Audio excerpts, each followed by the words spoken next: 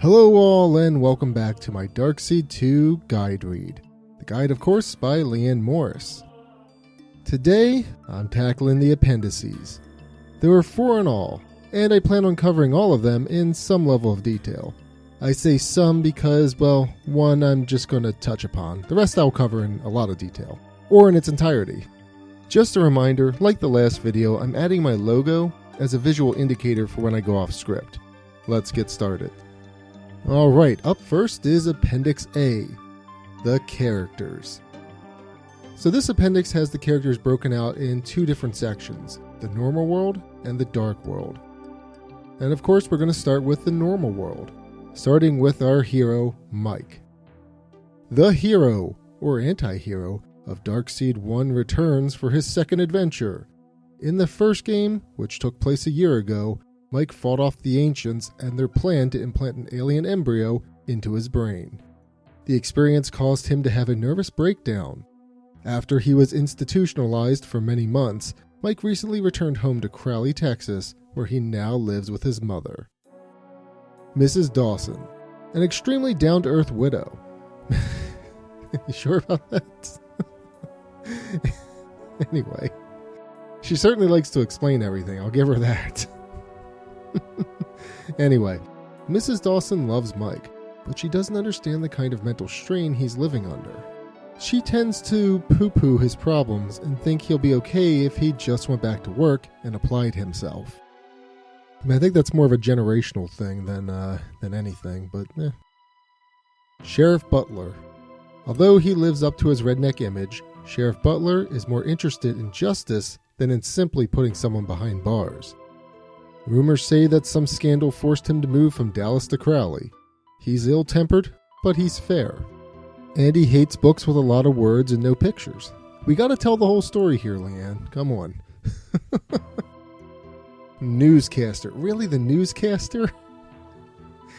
Okay. A pretty young broadcaster who appears on Mike's television and morphs into the Keeper of the Scrolls. See, why did we even need that entry? Same with this next one, actually. The Delivery Man. The very same package deliverer who gave Mike helpful parcels from the Keeper of the Scrolls in Darkseed 1. Is it the same one, or is it just the same, character asset? Maybe it's his twin brother. Alright, next up, Jack. Mike's best friend is a leather-wearing biker who seems as different from Mike as night and day. The two met only when Mike returned to Crowley. Tough-talking and sometimes scornful, Jack nonetheless is Mike's sounding board and advisor. When he's not helping Monos try to take over the world, he tends to give Mike his best advice. Sorry, that part about Monos isn't in there. I just remembered she made the reference to Torgo, so I wanted to throw it in there. Anyway, he thinks Mike is wasting his time in therapy and that he'd recover sooner if he just tried to help himself. Taking the old mom approach there. Hank. The owner of the diner and pool hall has been a Crowley institution as long as Mike can remember. Business has fallen off in the past few years, but Hank's unwilling to give up the gossip and camaraderie of his restaurant. Melissa Fleming. A former high school cheerleader, Melissa was once Rita's best friend, but now hates her guts. She entered a May-December marriage to Mayor Fleming, but she still hangs around old sweetheart Jimmy Gardner. Cold and sarcastic, Melissa also chain smokes. That's the end of Melissa. Okay, well. So there's that. Just before I move on to the next page here, I'm just going to tackle this now because I'm not going to go back. There's really no reason to go back, but there are figures or pictures here. There's no caption though, so I wasn't going to read them, but I figured I'd call it out because it's just here. You got Mike talking about Hank, and then a little circle cut out of Jimmy. Chalking up that pool cue. Any case, speaking of Jimmy Gardner. The one-time golden boy of Crowley is now the town punk. The straight-A student and football star is involved in a lot of shady undertakings, and he's not above a little petty blackmail either. Or arson, gonna throw that out there. Slim, Crowley's village idiot.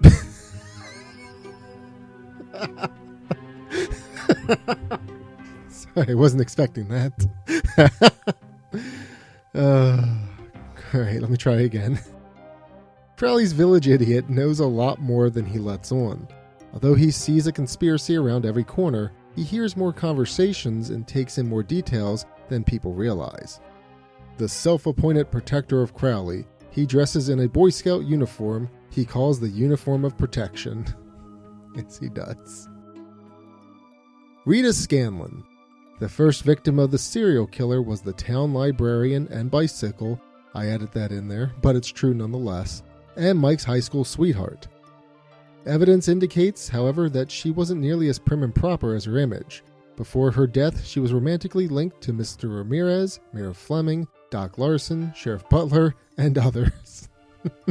Paul Cooper, Jimmy Gardner probably, Jack, even though he's not real, Mike technically. Are there any other male characters? Gargan, the clown from the ticket booth, all three Barkers, and maybe Slim. Anyway, she and Mike remained quote-unquote just friends, and she was often too busy with her reading group to go out with him. Mrs. Ramirez. Her husband's death left her wealthy, but she may have precipitated her widowhood. She's a religious fanatic who now leaves the mansion she inherited only to go to church. Dr. Jethro Sims. Mike's psychiatrist is a good listener, but he may not be doing his patient any good. Mike suspects him of prescribing placebos instead of medication for his headaches. Still, the hypnosis sessions in Dr. Sims's office are the only things that ease Mike's pain. Paul Cooper. The owner of Crowley's hardware store may have a few bolts loose, but that doesn't stop him from executing his prime core function of watering lawns. While on vacation from the store, Paul spends all of his time and money watering his lawn, preparing for the messenger. Although Rita lived across the street from him, he claims to have hardly known her. Deputy Brown. Man, I forgot a few male characters. Yeah, I guess Dr. Sims and Deputy Brown could have been dating Rita too. Anyway, Deputy Brown. Younger, more naive, and possibly more dedicated than Sheriff Butler. He plays it by the rules and won't let friendship interfere with his duties. Wait, was he friends with Mike? I can't remember. Was that by choice? Anyway, Doc Larson. Crowley's slimy medical examiner. He's fascinated by both women and grisly deaths. He hates the backwater town and hopes his secret medical research will earn him a university professorship. Rumors have it that he was fired from his previous job for fooling around with his patients. Alright, here we go. The Carnival Clown.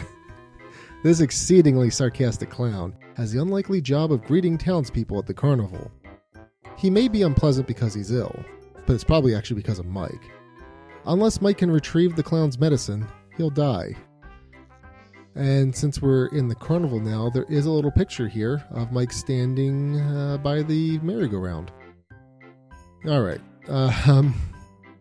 Game Barkers. Really, you couldn't divide them up? They all have different distinctive personalities. You'd think you'd want to fill out the pages. Anyway, the men along the midway are pleasant and clean-cut, but hardly helpful.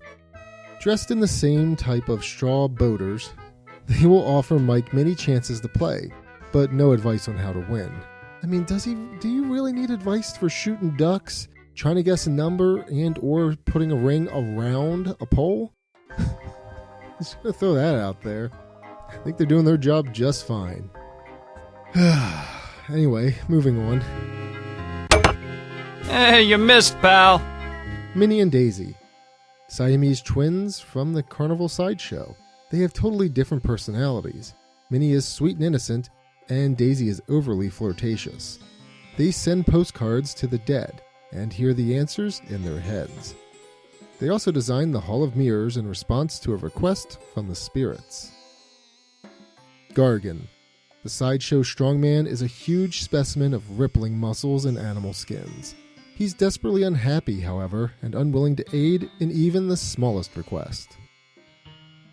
Pandora. This fortune teller is more astute than anyone else in the normal world. I mean, sure, we'll go with that. She can provide hints about the use of objects and predict fates for people in the carnival and in the normal world. When in doubt, check her out. Mayor Fleming. Once in the insurance business with Mike's dad, the mayor went into politics because it had quote-unquote integrity. Much like integrity, he's married to the much younger Melissa and has also been linked to Rita. Last but certainly not least, Agent Gannon.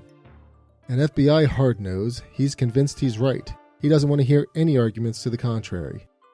You know, he also likes to point a lot. Gonna throw that out there. So that's the normal world. Time to venture into the dark world. Up first is the Keeper of the Light. One of the three keepers associated with the religion of the Triangle. She's associated with the Light of Truth. This keeper is mortally wounded by the ancients. Her normal world parallel is the lighthouse keeper, Mark Danson, who's seen only as a corpse. You know, that's actually interesting. I didn't think about that. And it even goes with the whole lighthouse thing. That's a really good connection. How about that? I'm glad I read this. Just for that one factoid. Which may or may not even be the truth. You never know. Unless it's stated somewhere else. The Keeper of the Sword. This keeper guarded the Sword of Justice until she was crucified by the ancients. Yep, that's all you need to say, really. The Keeper of the Scrolls. Mike's old friend from the original Darkseed, in which they spoke by phone, or as I like to say, by Skype, comes to him in visions. She's imprisoned by the ancients, but Mike can make his way into her cell to receive vital information. As guardian of the Scrolls of Wisdom, she gave the scrolls to the Keeper of the Sword before she was imprisoned. They disappeared after the Keeper of the Sword's death. She's Pandora's Dark World twin. You know, I guess he didn't say who the Keeper of the Sword's twin was. Huh. That might be interesting to think about. I'll have to try to draw some parallels myself. Alright, biomechanoids. The Dark Worlders are part man and part machine, and all guard. They are programmed to kill rather than ask questions. Ik and Uk are the Dark World counterparts to Minnie and Daisy. They guard the cell where the Keeper of the Scrolls is held. The biomechanoid guard in the High Priestess's home is the Dark World counterpart to Deputy Brown, and provides Mike with the key to the puzzle he needs to get past Ik and Uk. I don't think Ik and Uk are going to molest me anymore. Bartender. The Dark World version of Hank stands behind the counter of the food hall. He gives Mike his first information about the ancients' activities in the Dark World, and pays for his loquaciousness with his life. Inhaling woman and ancient...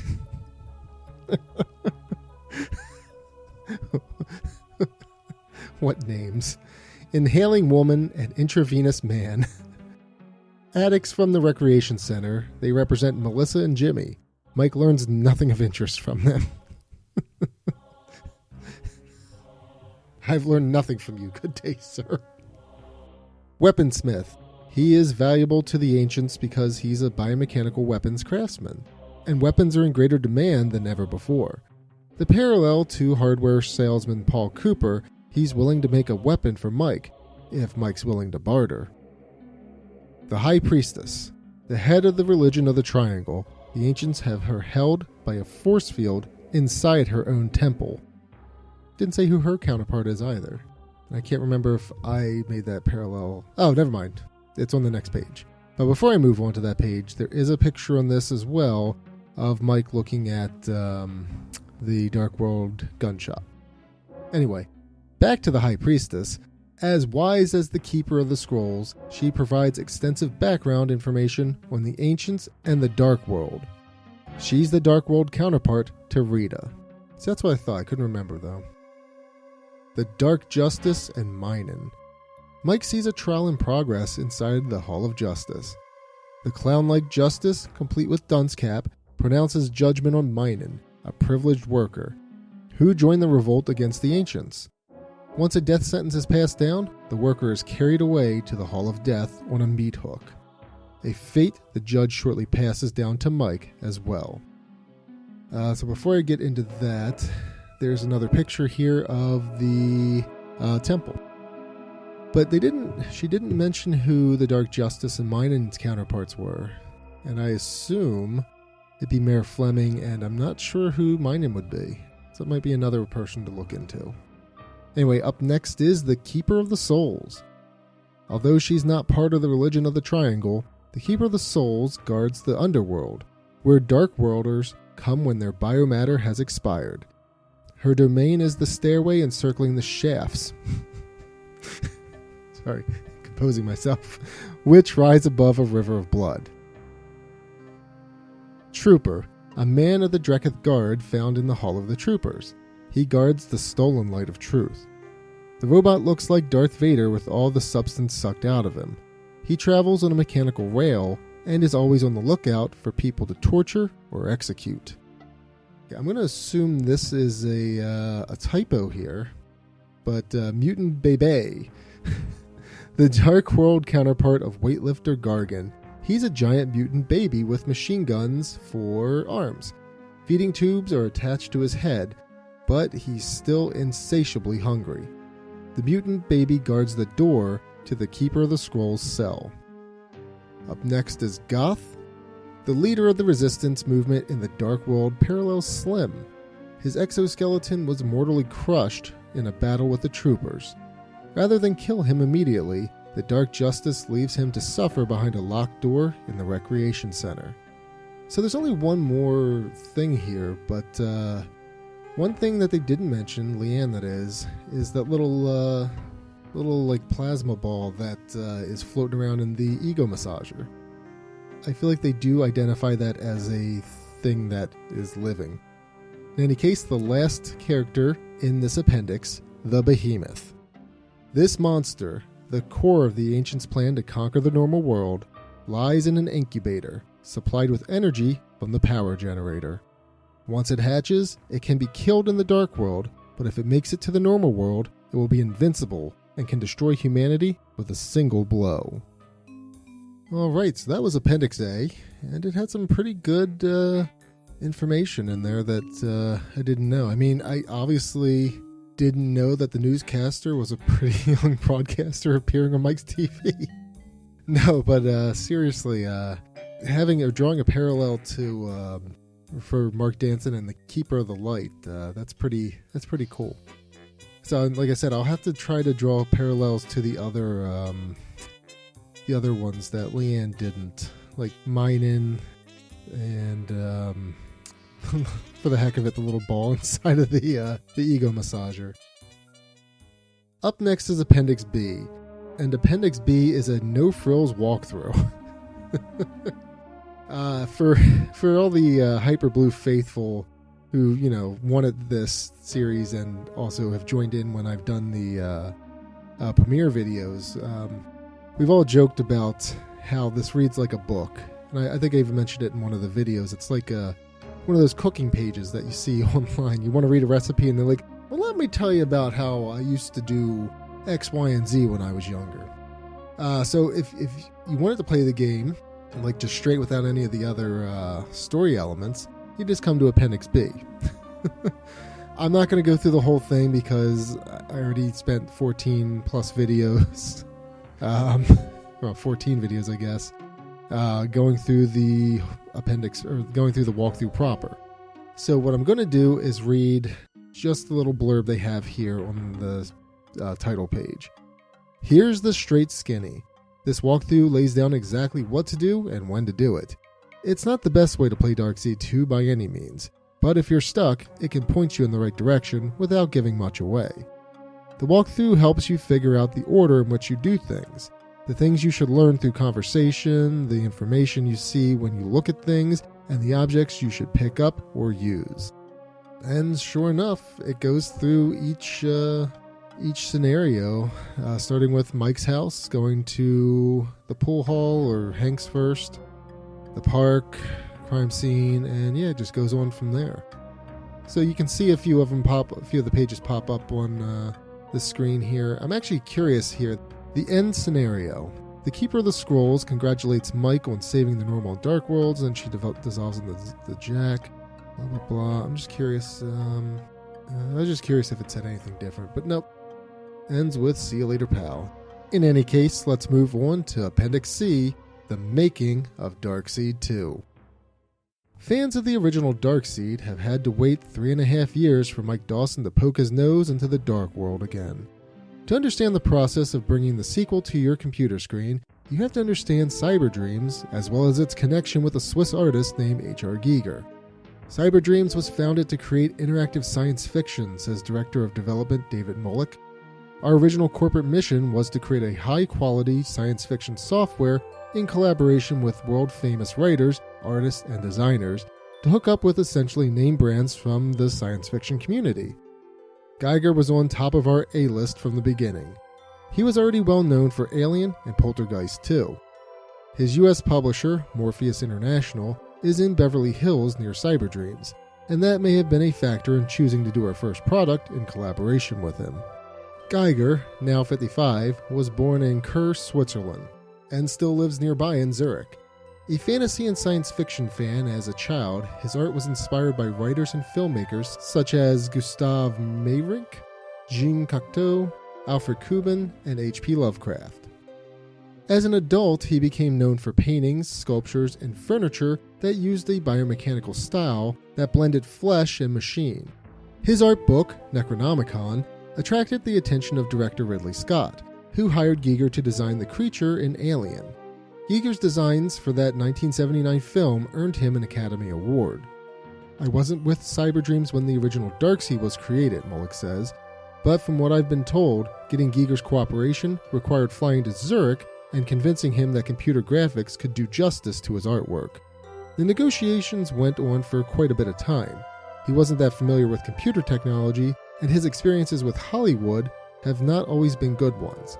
As an artist, he's used to working by and for himself, whereas both film and software are collaborative media. Giger ended up suggesting pieces of his art he thought would be appropriate for the Darkseed game concept. Darkseed went on sale in July of 1992 and was a solid hit for Cyberdreams. The game went on to win Best Fantasy Role-Playing/Adventure Game from the Software Publishers Association. When Mollick joined Cyberdreams as a producer in August of 1993, a Darkseed sequel was at the top of his to-do list. I was given a copy of the original game to look at, he says, and while I loved the artwork, there was no story to it. That's what I decided to concentrate on for the sequel. I started looking for a designer who had strong writing skills and previous experience with the horror genre. The first phone call I made was to a company called Chaosium, which had created an H.P. Lovecraft paper role-playing game I admired. Eventually, that network led me to Microprose. They had just disbanded their own adventure game division, and I was lucky enough to catch designer Raymond Benson in a 3-month window before he started work at another software publisher. Benson had designed games such as Ultima 7, The Black Gate, Stephen King's The Mist, Goldfinger, and A View to Kill. He's a 007 authority, having authored the Edgar Award-nominated The James Bond Bedside Companion. We had long phone calls back and forth, Mollick says, and I asked him to create a story sequel that, like Giger's work, captured the spirit of Lovecraft. What Raymond came back with was more David Lynch than Lovecraft, but it was perfectly suited for our company's success with dark psychological themes, and we went with it. Benson took 3 months to write the basic story and design the game. Mollick produced and edited the final product. He'd bounce ideas off me, and I'd approve or make suggestions. We had a couple of battles. Some days he left the phone muttering and screaming, but he'd call back a few hours later with something terrific. He delivered around 750 pages of design documents to me in January of 1994, when we were winding down his involvement in the project so he could move on to the full-time position he had previously accepted. From there, Mollick consulted with science fiction writer John Shirley, screenwriter for The Crow and author of the Eclipse trilogy, about adding even more sci-fi touches and fleshing out the Dark World. For example, it was Shirley's idea to have a room that looked like it was from the normal world right in the middle of the Dark World. He added some mystery to the carnival with rumors of missing children. Mollick estimates Shirley added around a dozen ideas to Darkseed 2. Mollick then wrote additional character dialogue for the new story elements with assistance from horror author and former Chaosium game designer Keith Herber. The final component was Giger himself, who requested particular pieces of his artwork be used in the game. Mollick said he asked us to use his shaft pieces and have the protagonist get caught on a meat hook. The shaft became, of course, the underworld, and Mike is carried to the Hall of Death on a meat hook. Darkseed 2 programming began in June 1994, and by November, Cyberdreams had enough scenes tacked together from Moloch, Dark World art director Peter Delgado, and 3D artist Greg Hagman to travel to Zurich and show Giger some initial screens. Giger threw himself into the process and came up with ideas for making the Dark World even more macabre. For instance, it was his concept that the Dark World be linked by metal catwalks suspended over bottomless pits to give the player a sense of constant peril. In addition to game ideas, Moloch came away from Zurich with some interesting insights on the artist. Visiting Giger's house was just like visiting the Dark World, he said. He lives in a middle-class suburb of Zurich, and his townhouse looks no different from any others on the block. But when we arrived, it was just getting dark, and it was autumn, so all the leaves had fallen from the trees. The light from the street lamp was just hitting his door. Giger suddenly appeared, all clad in black. He had an intense look in his eyes, and the light was shining off his silver hair. It was like the opening scene of a Dracula movie. It was a dramatic entrance you only see in the theater. The rooms in his house are very small except for his artist loft upstairs, and the floors, walls, and ceilings are all painted black. He has a lot of furniture prototypes for his bar in Kerr, so his living room table and chairs are cast metal with skulls inlaid on the back. The walls are covered with his paintings and sculptures. It's like Halloween every day of the year. These horrible images are all around, but he's oblivious to them. Yet he thought enough of his guests to walk down to the corner market and get us some tea and cookies. It was like visiting your uncle, only your uncle lives in the Dark World. Giger went all over the artwork Cyberdreams brought, making suggestions on how to add balance or strengthen the composition of each piece. Although he didn't take notes, on Cyberdreams' return trip in the spring, Giger remembered everything they had discussed previously and pointed out a few things the developers hadn't yet had time to change. He has a very good grasp of his artwork and how it's used, Moloch says. Once Giger had approved all the concepts, things really began picking up speed. 2 programmers and 6 artists from Destiny Software Productions of British Columbia were on the Darkseed 2 project full-time, and independent contractor Jeff Hilbers, who previously worked with Moloch at the Walt Disney Company, created all the normal world backgrounds. Product testing continued into November when the game was released. Darkseed 2 present and accounted for. But what about Darkseed 3? The second game leaves itself wide open for another adventure. Well, we don't have a release date yet for Darkseed 3, but there almost certainly will be a third game, Moloch reveals. We've already had some story discussions, but we haven't formally begun design work. Darkseed 2 left us with several dilemmas. Did the Dark World exist, or was it all in Mike's mind? Do we resurrect Mike? A lot of things have to be figured out. But as Jack says at the end of Darkseid 2, the third time's the charm. See you around, pal. Huh, so that's interesting. They were considering making a Darkseid 3. You know, if they had played it smart, they could have just done another game in between 1 and 2. Although I guess the instructions in 2 kind of say that he was going through psychiatrist help and whatnot. He being Mike, that is. But I guess you could still have something around that, revolving around that. Huh. Interesting. Alright, so that was Appendix C. Now moving on to Appendix D, Darkseid 2 maps. Now mind you, this one isn't anything crazy here. But we do get a block diagram of, I guess 2 block diagrams. Sorry, I'm looking at it wrong. Some block diagrams of the normal world and Dark World maps. So I wonder if there's a good way to draw parallels here. Because I feel like they did a good job, but they didn't lay it out the same way. I'm going to show a side-by-side comparison here. Hopefully it's not terrible looking. But you see there, you got normal world in the middle. To the left, you have the Civic Center. So if you look over to the Dark World, the halls of government, that's about right. Everything's backwards, okay? Yeah, no, that makes sense. I don't know why they'd list the telephone there. Downtown, so you got Hank's Diner and the Pool Hall, Recreation Center, yep, Alley Slim Shacks. That matches up good. Mike's house. I mean, it's just living room, kitchen, bedroom, but there's also the outside, which they don't put there, but, well, they put it, okay, they do have it in the normal world, but not the outside of the dark world. I guess it doesn't matter. But they pretty much hit everything except for the extra bathroom and, I guess the extra bathroom. See, the business district. So let's see, you start at Dr. Sim's office. That's design room, weaponry shop. Okay. Moving over to the temple. You can go into the temple, but it doesn't have multiple rooms like Paul's. And then it says vacant lot, but it's not really a vacant lot. It's Rita's house. But you can't go in there in the dark world.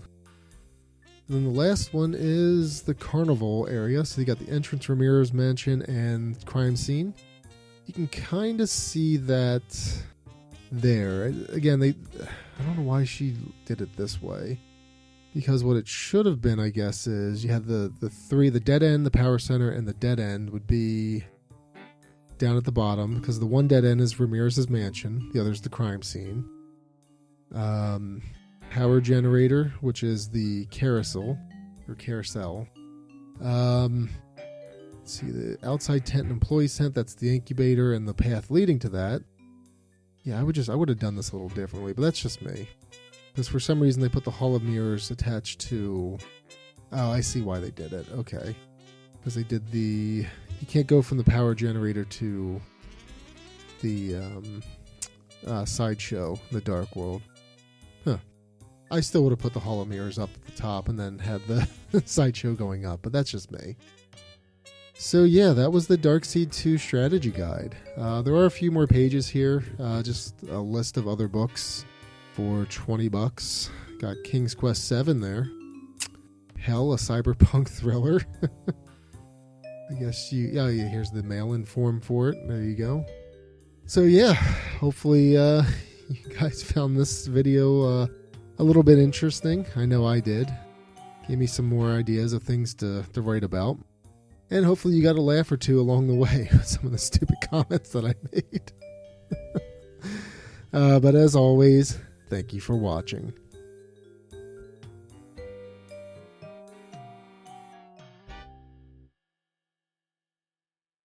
Hey y'all, I have some big news. The latest Tales of Hyperia: The Crimson Knight demo has been officially released. Relive the magic of classic gaming with this new retro-inspired JRPG demo designed for the Game Boy. Immerse yourself in unique pixel art, an epic quest, and turn-based battles that harken back to the golden age of RPGs. Check out the link in the description to play the demo.